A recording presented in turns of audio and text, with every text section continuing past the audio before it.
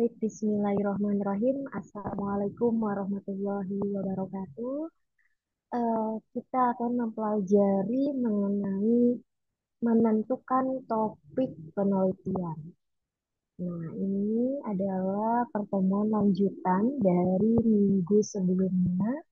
Pertemuan ini pertemuan yang kedua. Mohon disimak materinya baik-baik.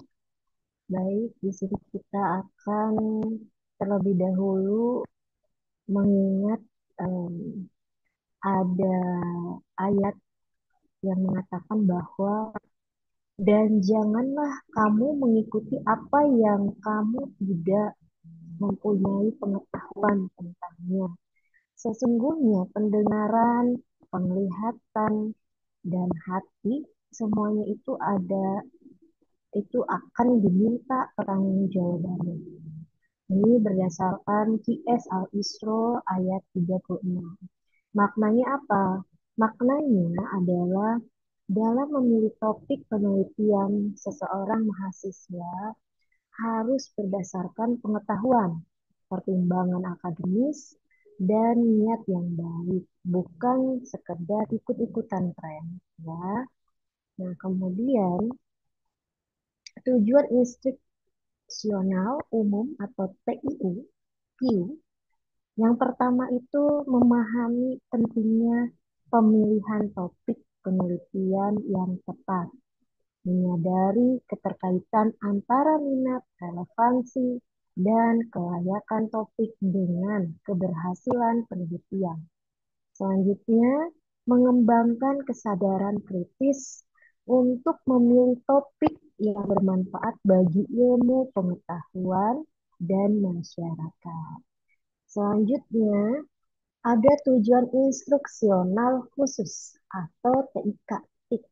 Pertama, menjelaskan alasan mengapa pemilihan topik penelitian sangat penting. Kemudian, mengidentifikasi langkah-langkah awal dalam menentukan topik penelitian. Selanjutnya, mengevaluasi minat, kemampuan, dan ketersediaan sumber daya dalam memilih topik. Terakhir, menggunakan kriteria penelitian, relevansi, kelayakan, orisinalitas dalam menilai ide topik. Kemudian, apa goal materi pertemuan kali ini? Goal materi pertemuan kali ini diharapkan mahasiswa dapat menyusun draft topik penelitian yang sesuai dengan bidang studi, memiliki relevansi akademik dan sosial, serta dapat dilanjutkan ke tahap penyusunan proposal penelitian. Kemudian kita masuk pada bagaimana menentukan topik penelitian. Di sini ada panduan menentukan topik penelitian. Memilih topik penelitian yang tepat adalah langkah fundamental yang akan menentukan perjalanan akademik Anda. Panduan komprehensif ini dirancang khusus untuk mahasiswa dan peneliti pemula yang sedang menghadapi tantangan menentukan fokus penelitian mereka dengan pendekatan sistematis dan reflektif. Anda akan belajar mengidentifikasi area yang tidak hanya menarik secara intelektual, tetapi juga layak dan relevan untuk diteliti. Jadi, mahasiswa, teman-teman semuanya ini yang sedang mempelajari penelitian, apa sih maksud penelitian ini? Kalau di tingkat S1, karena teman-teman sekarang ini adalah menempuh S1, artinya nanti di semester akhir akan ada tugas akhir, namanya biasanya skripsi. Nah, skripsi ini adalah bentuk dari penelitian, ya. Maka mahasiswa menjadi seorang peneliti. Ya, jadi karyanya atau kegiatannya itu kegiatan skripsi ini adalah sebuah penelitian. Jadi tidak bisa sembarangan dalam melakukan penelitian. Ada kaidah-kaidah tertentu yang harus dilakukan. Oke, kemudian Mengapa pemilihan topik sangat penting? Nah, dalam sebuah penelitian, kita nggak boleh nih asal memilih judul atau eh, dalam menentukan judul tidak sembarangan kita mengetik asal maunya kita sebagai peneliti. Tapi kita harus pahami dulu bagaimana cara memilih topik yang sangat penting. Pertama, kenapa harus dilakukan? Yaitu sebagai pondasi kesuksesan.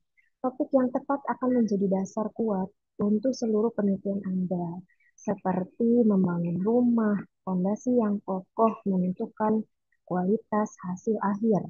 Pemilihan topik yang cermat akan memudahkan Anda dalam mengembangkan metodologi, mencari literatur yang relevan, dan menarik kesimpulan yang bermakna.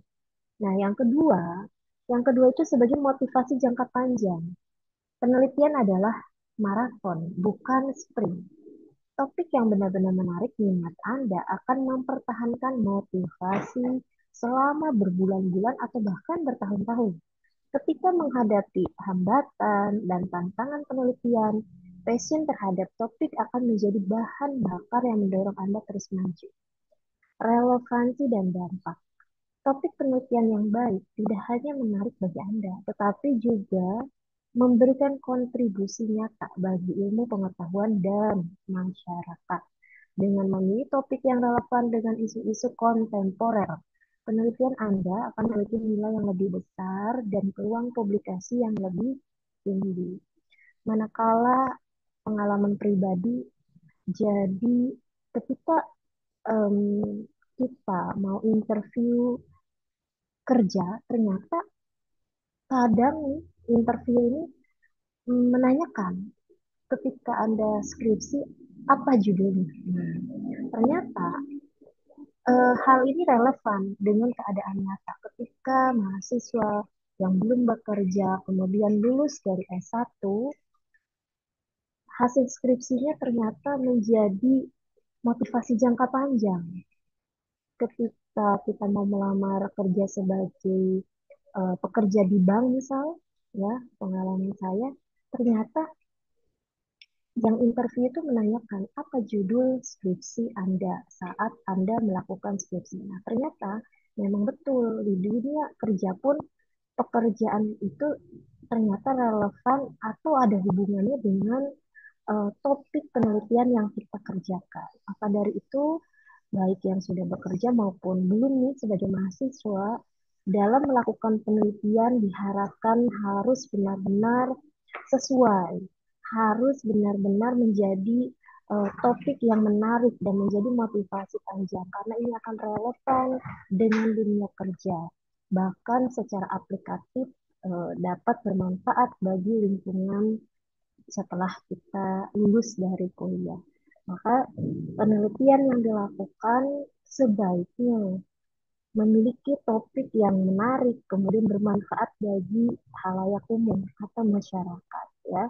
Bukan hanya sekedar untuk lulus, walaupun betul motivasinya kita melakukan tugas akhir skripsi, tentunya ingin melakukan eh, syarat dalam menempuh kelulusan S1.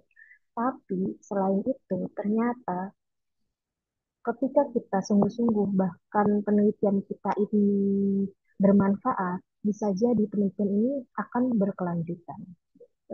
Ya, terlepas mahasiswa setelah lulus bekerja atau berwirausaha ataupun hal lainnya. Oke, kemudian selanjutnya adalah langkah awal refleksi diri. Identifikasi minat pribadi. Mulailah dengan introspeksi diri, mendalam tentang apa yang benar-benar menarik bagi Anda. Pertanyakan diri sendiri, topik apa yang membuat Anda tidak sabar untuk belajar lebih banyak? Isu apa yang sering Anda diskusikan dengan antusias? Fenomena apa yang membuat Anda penasaran? Buat daftar semua hal yang menarik minat Anda. Identifikasi pola atau tema yang berulang. Pertimbangkan pengalaman pribadi yang mempengaruhi minat. Selanjutnya, evaluasi kesesuaian dengan bidang studi Anda. Nah, saat ini adalah bagian dari pelajaran mata kuliah metodologi penelitian akuntansi.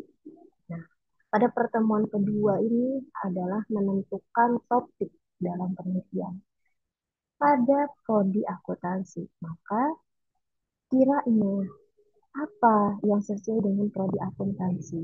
Maka topik itu akan mengacu pada fokus penelitian kita. Maunya arahnya kemana, bidangnya apa. Karena setiap bidang akan berbeda-beda. Bidang akuntansi dengan bidang manajemen atau bidang pendidikan atau kesehatan. Topiknya pasti akan berbeda. Walaupun secara metodologi, secara teknik, analisis data tidak jauh berbeda, tapi topik ini akan mempengaruhi pada pengolahan data. Nah, kemudian analisis kekuatan dan kelemahan, evaluasi kemampuan dan keterbatasan Anda secara objektif, kekuatan apa yang Anda miliki yang dapat mendukung penelitian, kelemahan apa yang perlu diatasi atau dihindari. Pemahaman ini akan membantu Anda memilih topik yang sesuai dengan kapasitas dan mengidentifikasi area yang perlu dikembangkan.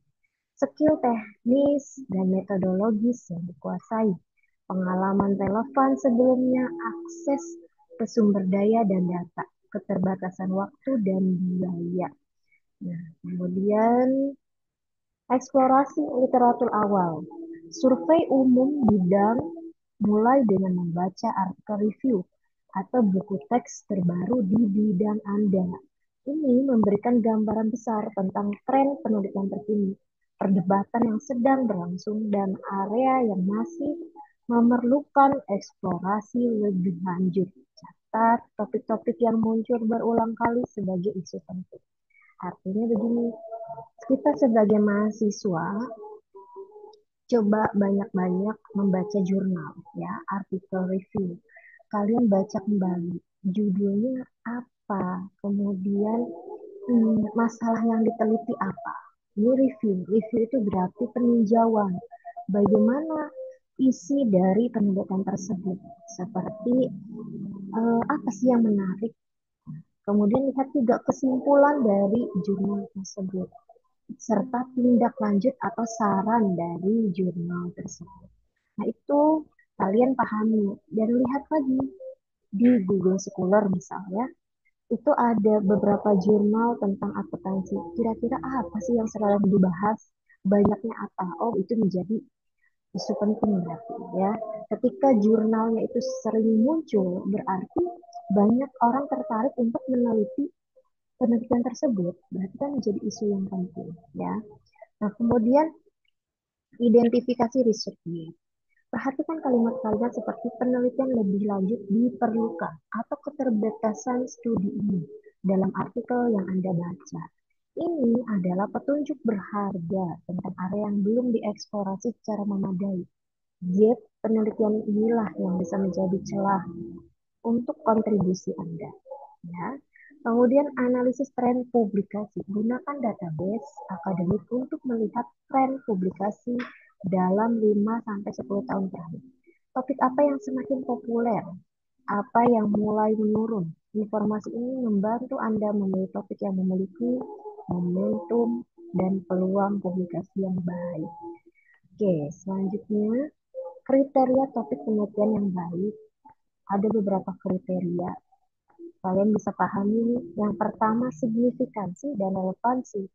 Topik harus memiliki kepentingan teoritis atau praktis yang jelas. Tanyakan pada diri sendiri, mengapa topik ini penting? Siapa yang akan mendapat manfaat dari penelitian ini? Bagaimana hasil penelitian dapat berkontribusi pada pemahaman atau solusi masalah yang ada? Relevansi dengan isu-isu kontemporer, potensi kontribusi pada teori atau praktek. Dampak sosial atau ekonomi yang mungkin dihasilkan. Kelayakan penelitian. Pertimbangkan aspek praktis penelitian. Apakah Anda memiliki akses ke data atau sampel yang diperlukan? Apakah metodologi yang dibutuhkan sesuai dengan kemampuan dan sumber daya yang tersedia? Apakah timeline penelitian realistis dengan batasan waktu yang Anda miliki? ketersediaan data dan sumber informasi, kesesuaian metodologi dengan skill yang dimiliki, realisasi dalam batasan waktu dan biaya. Kemudian originalitas dan novelty. Meskipun tidak harus revolusioner, penelitian Anda harus memberikan perspektif atau temuan baru. Ini bisa berupa aplikasi teori exciting pada konteks baru, metodologi yang diperbaiki, atau sintesis dari berbagai pendekatan yang belum pernah dikombinasikan sebelumnya.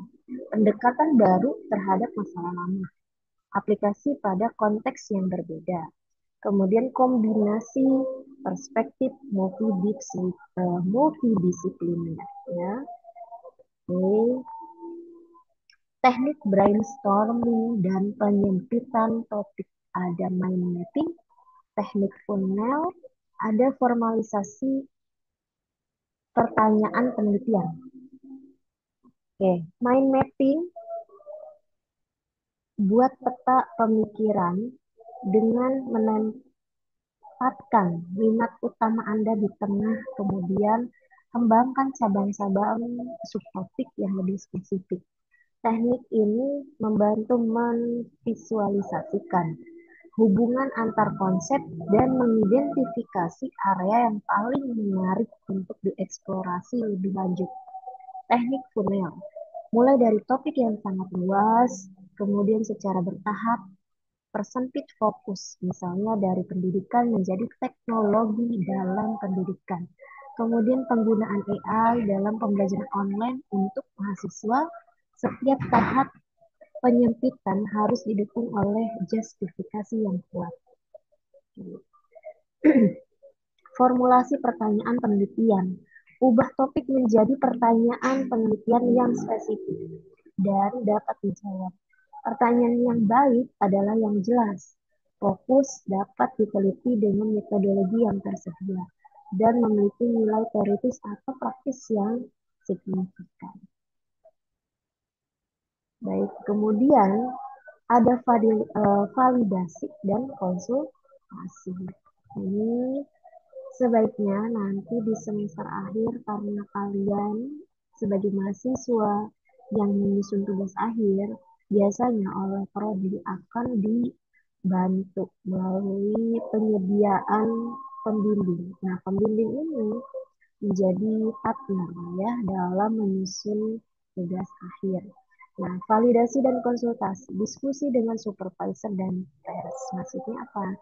Setelah memiliki beberapa kandidat topik, diskusikan dengan dosen pembimbing, senior atau rekan sejawat. Mereka dapat memberikan perspektif baru, mengidentifikasi potensi masalah yang mungkin terlewat, dan menyarankan sumber daya untuk pendekatan yang tidak Anda pertimbangkan sebelumnya. Presentasi informal. Cobalah mempresentasikan ide topik Anda dalam forum informal seperti diskusi kelompok atau seminar mahasiswa. Feedback dari audiens akan membantu Anda mengidentifikasi aspek mana yang paling menarik atau membingungkan, serta seberapa baik Anda dapat mengkomunikasikan ide penelitian. Evaluasi kelayakan teknis. Lakukan pilot study atau studi pendahuluan kecil untuk menguji kelayakan metodologi yang akan Anda gunakan. Ini membantu mengidentifikasi potensi kendala teknis sejak dini dan memberikan gambaran realistis tentang kompleksitas penelitian yang akan dilakukan. Kemudian, menghindari jebakan umum. Nah, ini ada beberapa kondisi. Yang pertama, topik terlalu luas ya. Contoh, saya ingin meneliti tentang pendidikan. Pernyataan ini terlalu umum dan tidak dapat dipilih secara efektif. Topik yang terlalu luas akan membuat penelitian kehilangan fokus dan sulit untuk memberikan kontribusi yang bermakna. Selalu spesifikkan aspek mana dari topik besar yang ingin Anda teliti. Nah, kemudian ada beberapa lagi, yaitu seperti mengikuti tren tanpa minat, genuine. AI sedang trending, jadi saya akan meneliti AI. Nah, memilih topik hanya karena populer tanpa minat sejati akan menyulitkan Anda. Pertahankan motivasi. Pastikan Anda ketertarikan personal yang kuat terhadap topik yang dipilih, bukan hanya karena faktor eksternal. Nah, selanjutnya, mengabaikan keterbatasan sumber daya. Saya akan memilih 10 negara dengan survei 10.000 responden. Ambisi yang tidak realistis akan berujung pada kegagalan atau hanya yang tidak memuaskan. Selalu mempertimbangkan keterbatasan waktu, biaya, dan akses dalam menentukan skala penelitian. Oke, checklist final. Apakah topik Anda siap? Kejelasan dan spesifitas. Ya.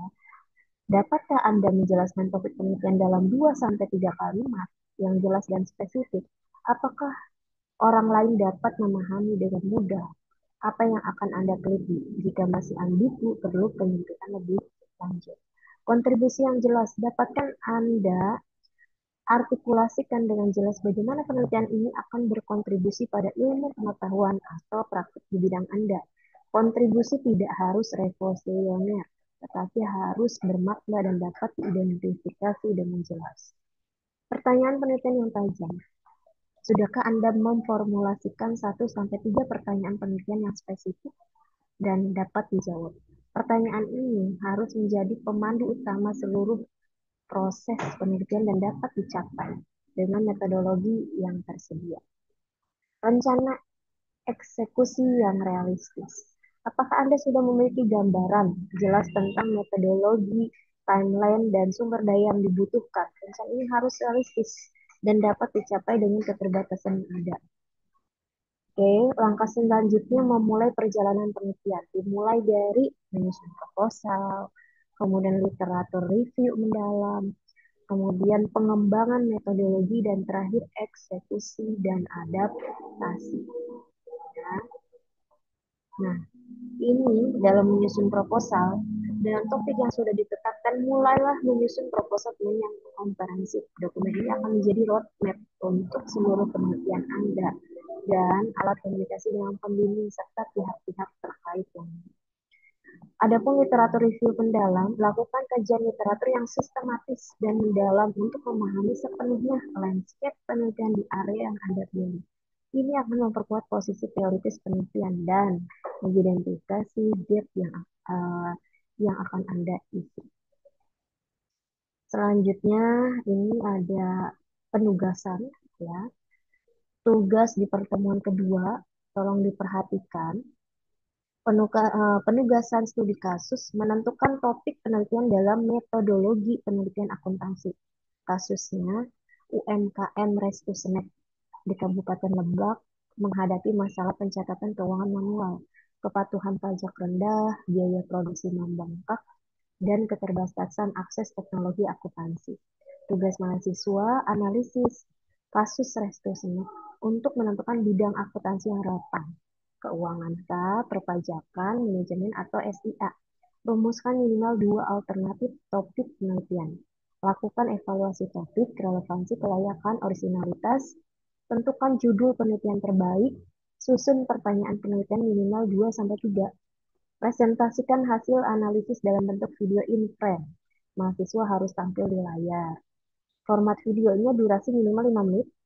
Konten video minimal memuat perkenalan diri singkat, nama, prodi, semester, ringkasan kasus UMKM, alternatif topik penelitian, evaluasi singkat, dan alasan memilih judul final, penyampaian judul penelitian dan pertanyaan penelitian.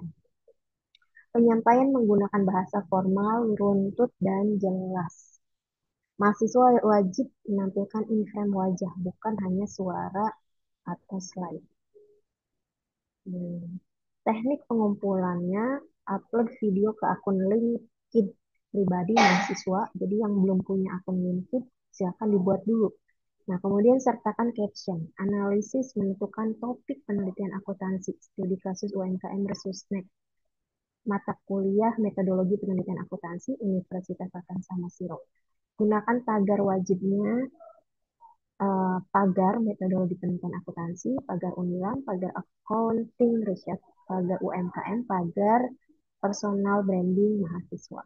Bagikan tautan link postingan LinkedIn ke LMS atau Google Classroom mata kuliah terkait.